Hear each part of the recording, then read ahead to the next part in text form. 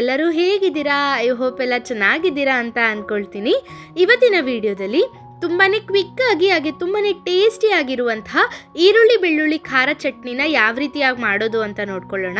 ಇದು ತುಂಬ ಕ್ವಿಕ್ಕಾಗಿ ಆಗುತ್ತೆ. ಹಾಗೆ ವಾತಾವರಣ ತುಂಬ ತಂಪಿದ್ದಾಗ ಅಥವಾ ಮೈಗೆ ಹುಷಾರಿಲ್ದಾಗ, ಚಳಿ ಇದ್ದಾಗ ಖಾರವಾಗಿ ಏನಾದರೂ ತಿನ್ನಬೇಕು ಅಂತ ಅನಿಸೋದು ತುಂಬ ಸಹಜ.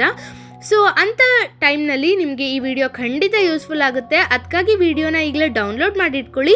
ಇನ್ನು ಹೆಚ್ಚು ರೆಸಿಪೀಸ್ಗೋಸ್ಕರ ನಮ್ಮ ಚಾನಲ್ನ ನೀವು ಇನ್ನೂ ಸಬ್ಸ್ಕ್ರೈಬ್ ಮಾಡ್ಕೊಂಡಿಲ್ಲ ಅಂದರೆ ಈ ಕೂಡಲೇ ಸಬ್ಸ್ಕ್ರೈಬ್ ಮಾಡ್ಕೊಳ್ಳಿ. ಈ ಒಂದು ಚಟ್ನಿ ಅನ್ನದ ಜೊತೆಗೆ, ಚಪಾತಿ ಜೊತೆಗೆ, ರೊಟ್ಟಿ ಜೊತೆಗೆ, ಎಲ್ಲದ್ರ ಜೊತೆಗೂ ತುಂಬಾ ಚೆನ್ನಾಗಿ ಹೊಂದ್ಕೊಳ್ಳುತ್ತೆ. ಸೊ ಈ ರೆಸಿಪಿನ ಹೇಗೆ ಮಾಡೋದು ಅಂತ ಈ ವಿಡಿಯೋದಲ್ಲಿ ತಿಳ್ಕೊಳ್ಳೋಣ. ಮೊದಲಿಗೆ ನಾನಿಲ್ಲಿ ಒಂದು ಕಡಾಯಿಗೆ 100 ಗ್ರಾಮ್ ಬೆಣ್ಣೆ ಬರುತ್ತೆ ಅಲ್ವಾ, ಅದರಲ್ಲಿ ಒಂದು ಸ್ವಲ್ಪ ನಾನು ಕಟ್ ಮಾಡ್ಕೊಂಡಿದ್ದೀನಿ ಅಷ್ಟೇ. ಒಂದು ಸಣ್ಣ ಇಂಚ್ನಷ್ಟು ಕಟ್ ಮಾಡ್ಕೊಂಡು ಹಾಕ್ಕೊಂಡಿದ್ದೀನಿ. ಇದಕ್ಕೆ ಒಂದು ಸಣ್ಣ ಸ್ಪೂನ್ನಷ್ಟು ಎಣ್ಣೆ ಹಾಕ್ಕೊಂಡ್ಬಿಟ್ಟು 5 ರಿಂದ 6 ಇದಕ್ಕೆ ಕೆಂಪು ಒಣಮೆಣಸಿನ್ಕಾಯಿನ ಹಾಕ್ಕೊಳ್ಬೇಕು. ಇದನ್ನು ಹಾಕ್ಕೊಂಡ್ಬಿಟ್ಟು ಜಸ್ಟ್ ಇದನ್ನು ಫ್ರೈ ಮಾಡ್ಕೊಳ್ಳೋದು ಅಂತ ಮಾಡ್ಕೊಳ್ಬೇಡಿ. ಈ ಹಾಕಿರುವಂಥ ಒಣಮೆಣಸಿನ್ಕಾಯಿ ಪೂರ್ತಿಯಾಗಿ ಕ್ರಿಸ್ಪ್ ಆಗಬೇಕು. ಅಲ್ಲಿವರೆಗೂ ನಾವು ಇದನ್ನು ಚೆನ್ನಾಗಿ ಒಂದ್ಸಲ ಬೆಣ್ಣೆ ಮತ್ತು ಎಣ್ಣೆಯಲ್ಲಿ ಚೆನ್ನಾಗಿ ಹುರ್ಕೊಳ್ಬೇಕು. ಈ ರೀತಿ ಹುರ್ಕೊಂಡಿರೋದ್ರನ್ನ ತೆಗೆದುಬಿಟ್ಟು ಒಂದು ಸೈಡಲ್ಲಿ ಒಂದು ಬೌಲ್ಗೆ ಹಾಕಿ ಎತ್ತಿಟ್ಕೊಳ್ಳಿ.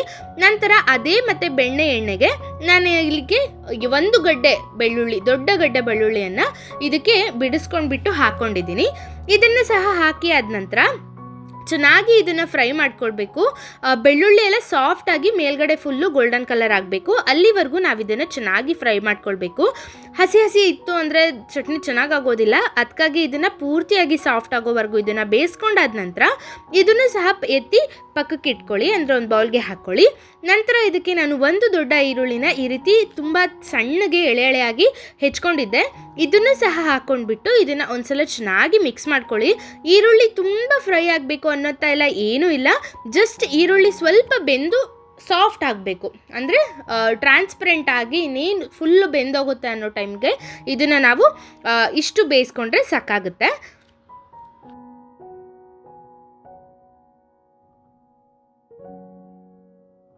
ನಂತರ ಇದಕ್ಕೆ ನೋಡಿ, ನಾನಿಲ್ಲಿ ಇಷ್ಟು ಕ್ರಿಸ್ಪಿಯಾಗಿ ಬರಬೇಕು.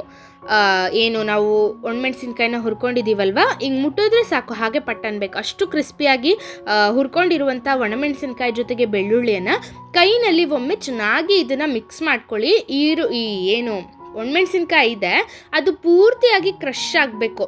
ಸಣ್ಣ ಹೋಳ್ಗಳ ಥರ ಅಲ್ಲ, ಫುಲ್ಲು ಕ್ರಷ್ ಆಗಬೇಕು. ಈ ರೀತಿಯಾಗಿ ಕ್ರಷ್ ಮಾಡಿಕೊಂಡು ಇದಕ್ಕೆ ನಾವು ಈಗ ಮುಂಚೆನೇ ಏನು ಈರುಳ್ಳಿನ ಹುರ್ಕೊಂಡು ಎತ್ತಿಟ್ಕೊಂಡಿದ್ವಲ್ವ, ಆ ಈರುಳ್ಳಿ ಪೂರ್ತಿನೂ ಸಹ ಇದಕ್ಕೆ ಹಾಕ್ಕೊಂಡ್ಬಿಟ್ಟಾದ ನಂತರ ಇದಕ್ಕೆ ನಾನು ಒಂದು ಸಣ್ಣ ಸ್ಪೂನ್ನಷ್ಟು ಉಪ್ಪು ಹಾಕ್ಕೊತಾ ಇದ್ದೀನಿ.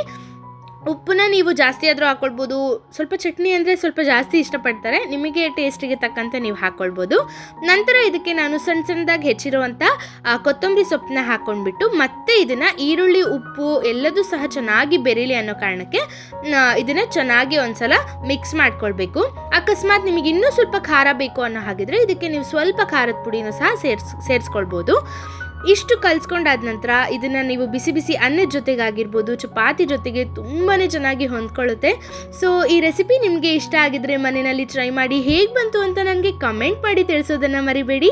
ನೀವಿನ್ನ ನಮ್ಮ ಚಾನಲ್ಗೆ ಸಬ್ಸ್ಕ್ರೈಬ್ ಆಗಿಲ್ಲ ಅಂದರೆ ಖಂಡಿತ ಸಬ್ಸ್ಕ್ರೈಬ್ ಮಾಡ್ಕೊಳ್ಳಿ. ಮತ್ತು ಮುಂದಿನ ವಿಡಿಯೋದಲ್ಲಿ ಸಿಗೋಣ. ಅಲ್ಲಿವರೆಗೂ ಹ್ಯಾಪಿ ಕುಕ್ಕಿಂಗ್.